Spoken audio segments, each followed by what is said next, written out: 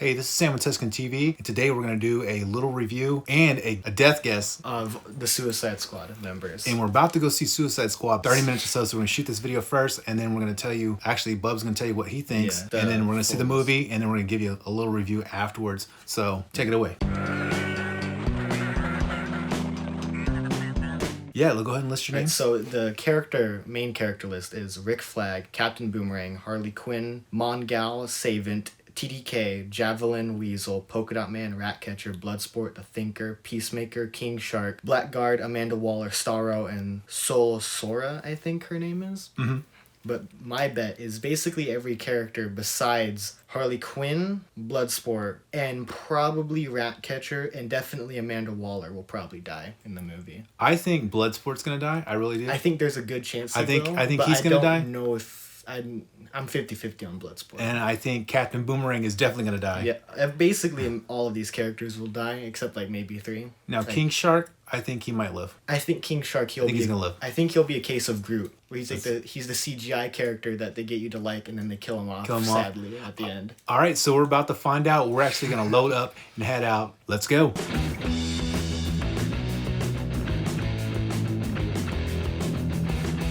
All right, so we're back.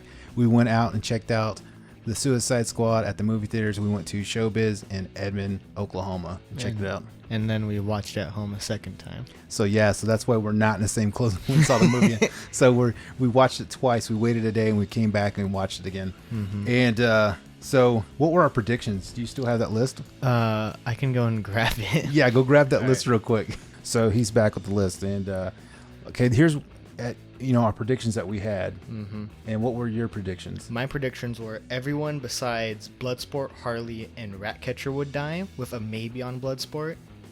And the first person to die would be Blackguard. So this is a spoiler. If you haven't seen the movie yet, you need to go watch the movie. So don't watch it. Highly recommend it. But if you can't see it in theaters, I would recommend that too. Yeah, go watch it in theaters. Support the movie. It's definitely worth it. And but it's failing at the box office too, even though it's a great movie. It's crazy. So it's like, stop the thing. Yeah. If you haven't seen it, go back and then wait and then come back and watch this, or watch it through if you don't want to see the movie. But if you don't care about spoilers, continue. Yeah, so let's go ahead and continue. And then so here's what I wrote down. So yeah, I originally thought that Bloodsport probably would die. Yeah, which he didn't. Luckily. And I want to go down the list. So the first 5 minutes is insane. So it sets a very strong first impression. Like right in the first 5 minutes. Rest in peace, Captain Boomerang. It did him dirty. Yeah, because the first one you had go up, you had Weasel. He died on the beach. No, he died, quote unquote. Yep, he died, quote unquote. And then you had it was Blackguard. Blackguard Boomerang. Gets shot. Wait, no, it happens. Weasel, a Blackguard gets shot in the face. Mongal. Wait, no. Actually, it was Boomerang. No, it's a Weasel, Blackguard, Boomerang, Mongal, TDK, and Javelin.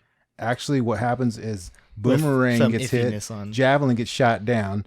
And then, he was still alive. Yeah, he's still alive, but he doesn't die. So this is like the first 5 minutes. All these dudes go down, and you're just like... 5 characters die.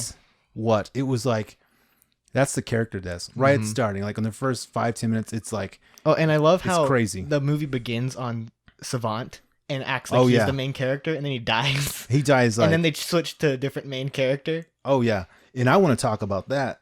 Like when they switch up stuff, like they did a great job, like in the transition. So the transitions are actually built into the movie. Yeah, instead of like how in Civil War it would just have logos. Yeah, so like typical superhero movies, they have like just a title type font that the type font. It has a type font, and then it says the city name. And then the name and like time period or whatever. Mm-hmm. This has it built into the with key like the frames. Environment creates the thing where it says like Warner Brothers presents, and it's out of Savant's like bloody head. Yeah, it's crazy how they do it. It's very impressive. Mm-hmm. And I will say this, it's definitely rated R. Yep, it uses that R rating to fullest extent, especially near the end with Man and and King Shark ripping a guy in half. Yeah, there's one scene, and I've said it a million times, and I know Bub is tired of hearing it. I'd say James Gunn put the D in DCU because there's one death scene where there is whenever in the Bloodsport shoots the guy in the camp. He is naked from the waist below, and they show it all. Yeah. So James Gunn did not spare any spared no visuals on that expense. part. So there, I mean, it is violent. It does have a lot of cuss words in it. It's not your typical DC. It's not your typical comic book movie. Is it a great comic book movie? Yes, most definitely. Would I recommend it?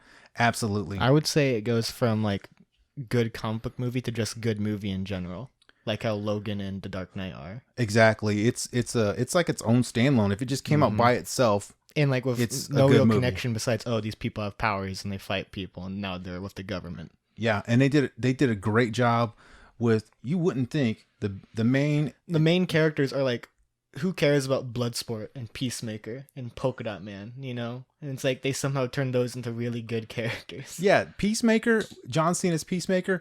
You wouldn't think that never- that character would have worked, but he absolutely works in that whole movie. Or John Cena in general. Yeah, I did not visualize him. I thought like Yeah, maybe at he'd be all. one of the weaker members, but he turned out to be my second favorite character and second favorite performance from the movie. And a surprise performance.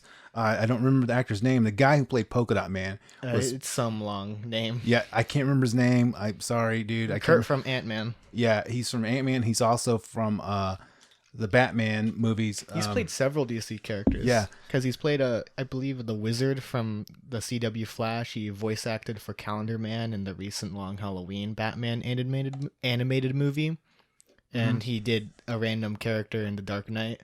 But he was awesome. He was really awesome. And I was so impressed with his acting and the character that James Gunn gave him. It's kind of like they did a bait and switch almost. You think these main actors, these big names, are going to be the main pull into the movie, and they just totally put a whole new different feeling into that movie. They really did. And it's like, at this point, like with the Ayer cut or whatever, with this movie, it's kind of like, I don't think it's what's ever the going to point? be made. It's Yeah, never you going to be shouldn't. You made shouldn't. after this movie. Don't mess with it. Like, they did such a great job. Like Harley Quinn's the actress for Harley Quinn, Margot Robbie. Margaret.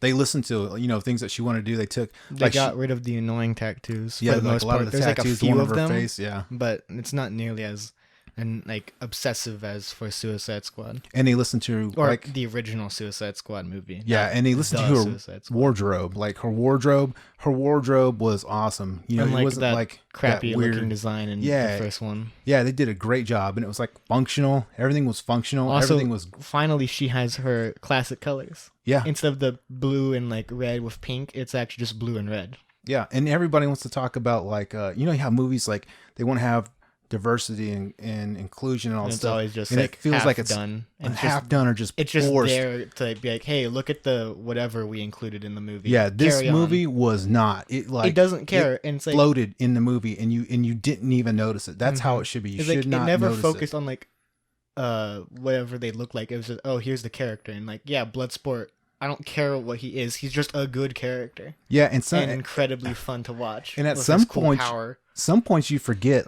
I have to tell myself these guys are bad guys. Yeah, they're you forget that they're bad guys and what they've done. Basically, like everyone besides like Ratcatcher are horrific people, and like I guess King Shark and Weasel because they don't really know better. But Yeah. everyone else is just awful. Yeah. And that was one thing I didn't like with the first one, the first Suicide Squad movie. They don't really play up the fact that these are super villains. But in this one, they're like, yeah, they're pretty despicable people, and they don't yeah. really care about innocents dying, and they only really care about I want to do what I need to do to survive. I don't care if I have to kill my teammate or whatever. Yeah, in this movie, they grow like tight knit. They actually become a community. They become the like family dynamic that the first movie tried to do. And when you have like what you have in a movie after the main deaths, The first team basically all die except for Rick Flag. Rick Flag goes on. Make it out. Yeah, so like there's he goes on and he gets taken to a camp and they think it's bad guys, and so Team 2, which is led by Bloodsport, and main cast is Bloodsport, Polka Dot Man, Ratcatcher 2, Shark, King Shark, and Peacemaker, and then they get Harley and Rick later on. Yeah, so they kind of become that team and they become cohesive and they have this like And then working at the end, relationship. it all falls apart. And it kind of all falls apart because you feel whenever you see these characters like move into the movie, you feel they start connecting and they start working together.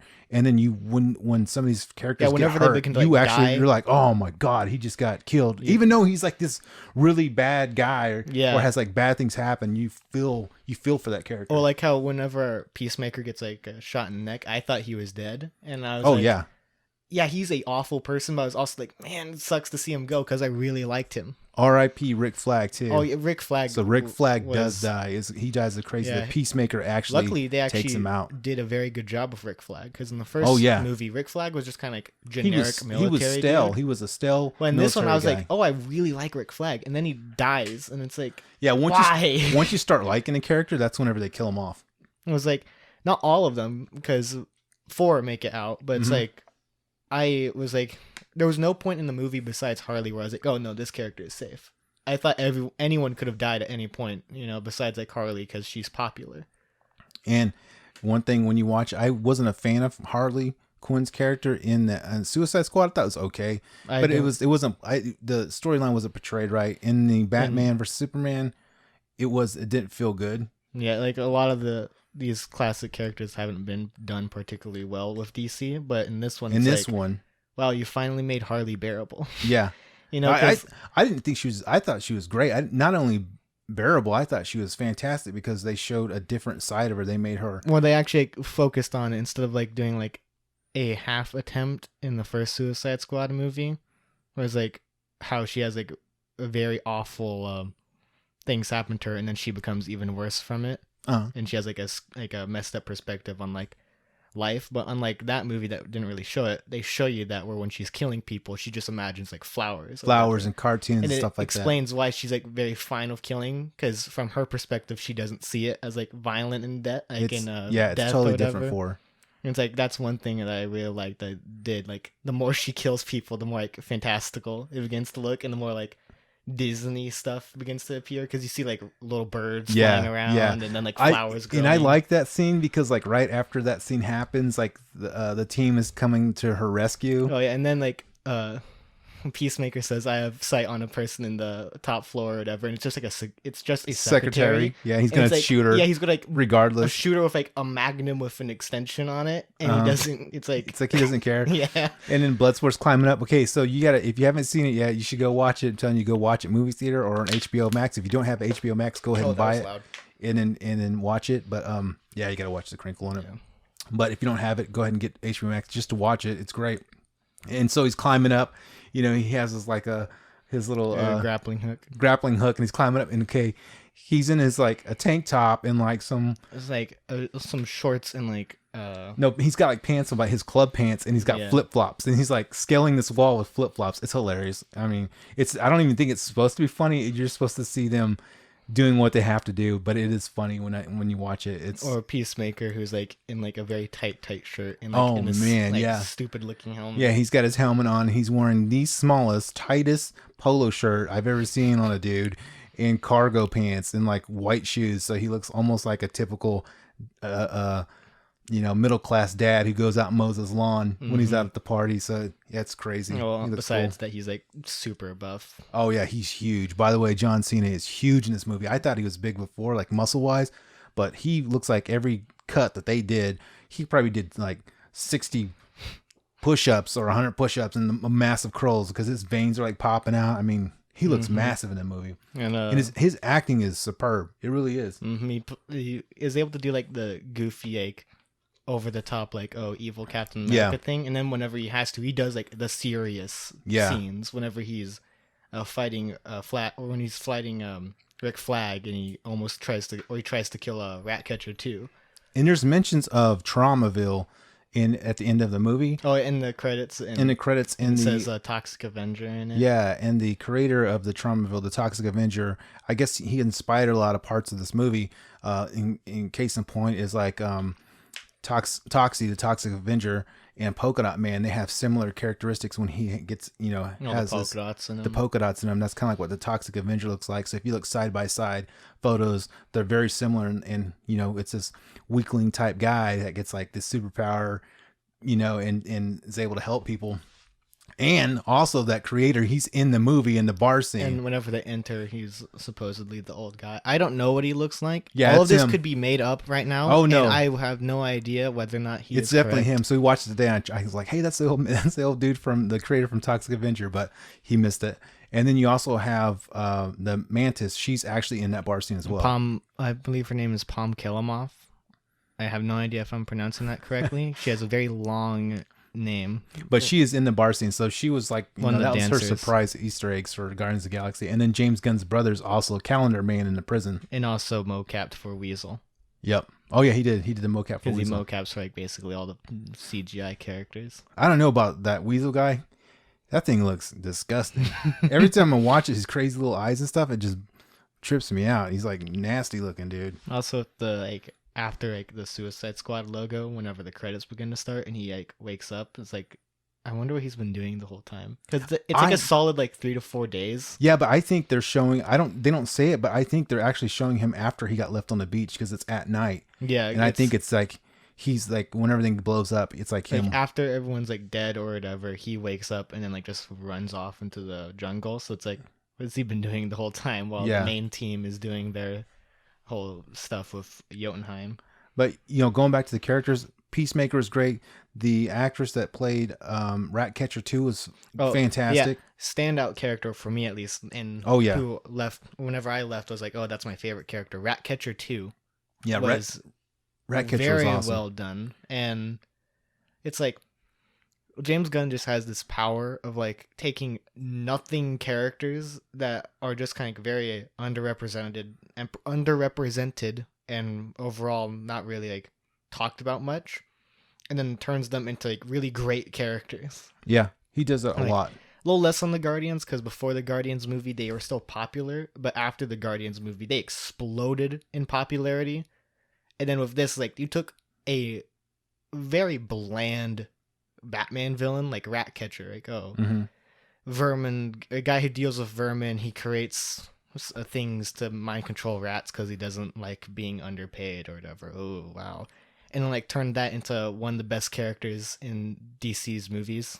Oh yeah. Yeah, it was awesome. At the end, whenever she activates the thing and all the rats begin to swarm over Starro, and her theme song Ratism plays. That's probably one of my favorite just scenes in a superhero movie. Oh yeah, and let's not forget about and then Taika Waititi appears as Ratcatcher 1. Yeah. And it's how do you take Ratcatcher, this Batman villain whose biggest appearance was being shot by Arkham Knight in a spin-off comic, and you turned that into a really good character? Yeah, I don't know. And he did a fantastic job with the story writing and the dialogue and the script. All the people that did the writing for this movie did a great job. It's fantastic. I really think it was fantastic. And it's kind of sad to hear that's not performing very well in the movie theaters. One, a lot of people oh, Suicide Squad, the last movie sucks. Yeah. 2, a lot of people oh, it's DC, so it's probably going to suck. And 3, it's rated R, so it's automatically going to make less money. People aren't gonna really go see it because it is rated R. You're not gonna take your kids to see it. Probably the best. Bub, he's my kid, but he is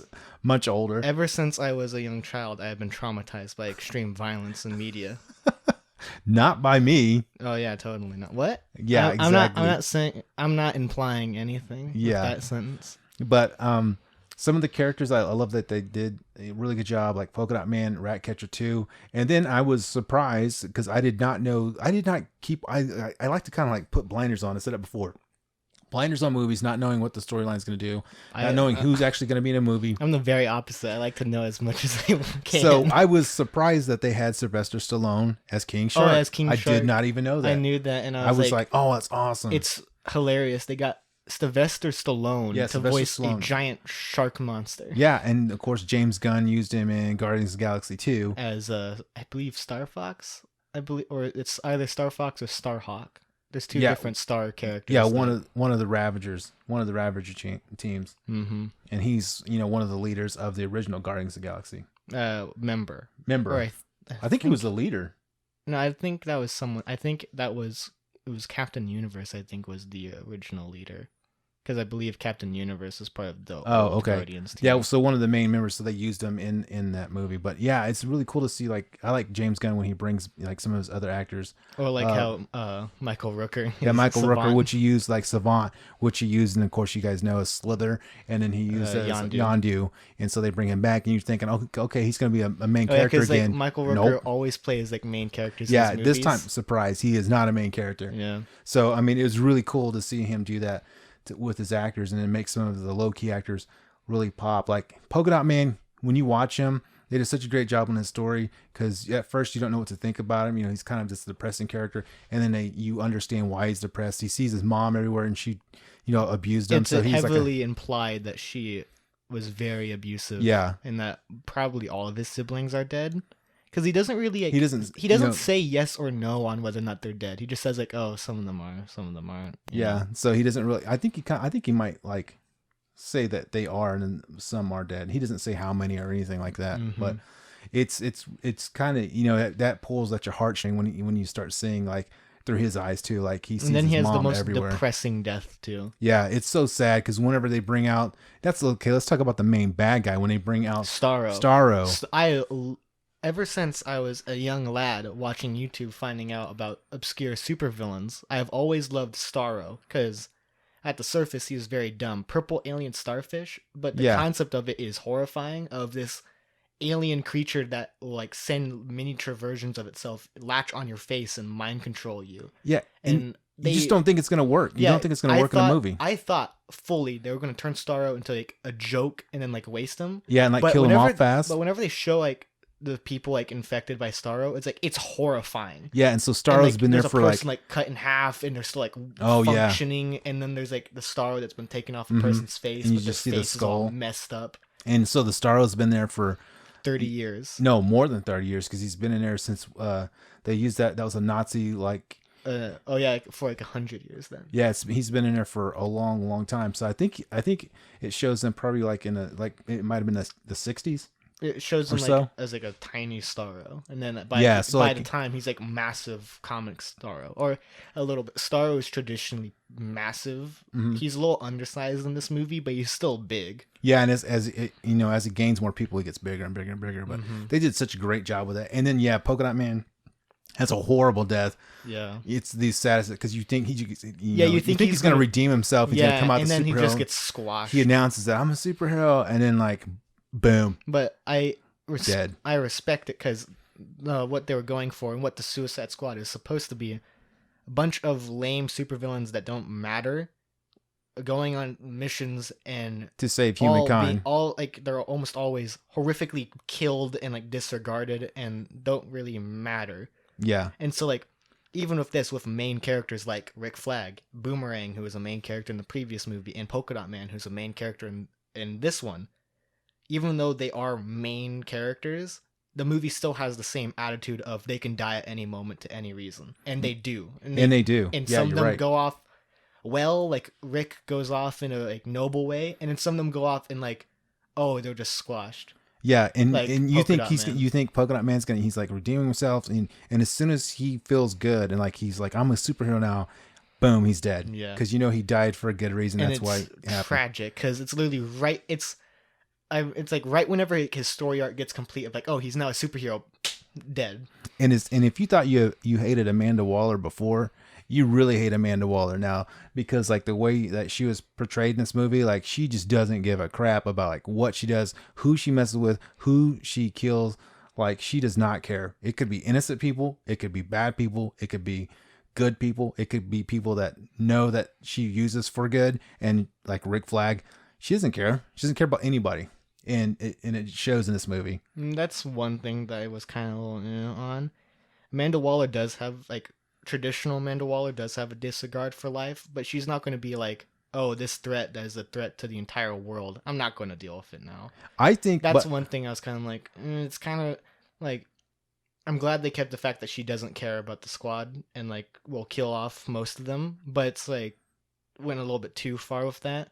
Because she doesn't have a complete disregard for people. I think, but in this one she like, kind of does, and it's a little like, it kind of sucked. But that's like one thing like at most there's like 2 or 3 things I don't really like about the movie. Okay, but when she gets hit upside the head, she comes to. I think whenever she sees that, if you watch that scene again, and when she sees that, she's kind of like rethinking, like, like, what did she do? Like, crap. Like, what did I just do? Because like you watch the scene and she gets hit upside the head, and then she comes to later on. Yeah. She realizes she totally screwed up because you can see it in her face. She's kind of looking at her crew, and she looks at the screen. She's like, kind of does this like shaking head thing, and I think that's where they're gonna go with her. Like, she's gonna be like, it's gonna change her up a little bit.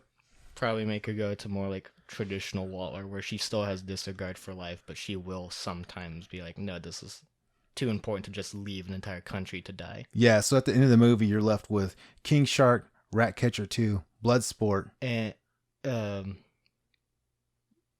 Peacemaker. Well, Peacemaker doesn't come back into the end, so you basically just have... Yeah, the only ones that survive are the only ones that make it out to the movie and not including the post-credit scene like after Starro, yeah. Are Bloodsport, King Shark, Harley Quinn, Ratcatcher, and then I guess Weasel. Yeah, because Weasel kind of... It's 5 out of like 15, and then like including Peacemaker, it's 6 out of 6. It's 6 out of 15 characters, I think. Yeah, because at the end of it, like, the Weasel comes up and he's like in the night, and you have to kind of assume it's probably like the same night he like supposedly drowned, and then he goes through the credits. That's my favorite. It's one of my favorite jokes. Where they jump in and it was like no one checked if Weasel could swim. Yeah. and then Amanda Waller looks at like the Jack or whatever, and she looks at him and is like, yeah, like, you didn't look? check? Yeah, didn't check. And it's awesome because, like, it's not awesome, but I've read some kind of critics and reviews. Like, I read, like, Rotten Tomatoes. I try not to look at them, but I did look at some of, like, the reviews. Not that Rotten Tomatoes scores Yeah, like, matter. it really even matters. But, like, some of the critics were saying, there's, like, a couple of them said, like, some of the jokes didn't land. They felt weird or whatever, and the placement was off. I thought that were great. Some jokes were a little but it was quick. Like, anytime there's like a little joke, there's almost always a better one immediately after. Yeah. And if it was like anything, it might have been needed to be edited a little shorter. Like, there might have been like less air in between the script. But there are a couple of parts, like one, when I saw it the first time, King Shark, and it shows King Shark when he's setting up these detonators and stuff, and he turns to look for Peacekeeper. When I saw it the first Peacemaker. So sorry about that. So when he goes and look for Peacemaker, he looks to the side and he's gone. I was kind of like, what was that for? Original time I was like, it felt kind of weird. But then it's like, oh yeah, Peacemaker left to get the information and destroy it. Yeah, so like if you watch it again, it makes sense. I like how they foreshadow that very early, because in the beginning, Bloodsport's like, oh, why do you have Peacemaker? He does everything I do. And then Peacemaker says, oh, I do it better. The only reason he's on there is so that Amanda Waller can be sure that information gets destroyed. Yeah. And then like he says early, like, oh, I don't trust this guy. And then uses that as an excuse to get in there. Yeah, yeah. So man, I mean, Peacemaker is he's an incredible character. He's a devious character. He is the internal villain. I would say he's like one of the side villains, like besides like Thinker. I'd say he is one of the main 3 villains of the movie. Yeah, he's the Captain Barbossa to Jack Sparrow. Like, he definitely is. Bloodsport's Jack Sparrow. Yeah, that's exactly how he is. And the end of the movie, when the credits roll and everything's done, and then he's back. They bring him back, and he's gonna have his show, which is gonna have, I think, Vigilante in it, who's another like supervillain character, who I think is a Green Arrow supervillain, or I could be wrong because I don't really know all too much about Vigilante. Besides, he's a character. Yeah, so we told you like who's died, some of the important scenes that we liked, some of the characters that we liked. One thing we didn't touch on, besides like the Traumaville stuff, was the music in the movie. James Gunn did an awesome job with the music in the movie. He chose like one of my favorite songs, like kind of like a hip hop type dance song, which is artist I've listened to for a long time, was K-Flay, and I was really surprised to hear a K-Flay song in any movie I watch. And so when they had I Can't Sleep in the club scene where Polka Dot Man's dancing and stuff. Yeah. I mean, it's a really powerful song. So if you haven't heard that song, you need to go back and listen to that song, because it's a really powerful song by itself. And it really fit that scene. It was really cool. And like just from the original score, I really like Ratcatcher's 2 themes, Ratcatcher and then Ratism, and I also really like Starro's theme. Yeah, it's really cool. I think it's called Dirty Little Secrets in the soundtrack, but Starro's theme is one of my favorites. Yeah, I'm gonna have to check it out, because I only looked at it a little bit at the end. I didn't get to research any other songs, so I knew K-Flay. I recognized the song right off the bat. And then there was like Decemberist, which I like. The Decemberists, they had a couple. They had one of their songs, and they had a song from Kansas that was on there as well. And it had Johnny Cash at the beginning. And Johnny Cash. Start off with Johnny Cash with a Flossom prison song and Live in a Prison, and that's actually one of my favorite songs. And in the movie theaters when it started, I started singing it because I was like, oh my god, Johnny Cash is kicking off this movie. That's pretty awesome. But also like with the beginning, I really like how it transitions from like the Warner Brothers like logo, and like it transitions from the water tower to the flat logo, and I was like, oh, that's a very creative transition. Yeah, the train, like once again, the transitions were very, very neat. Yeah, it does very creative.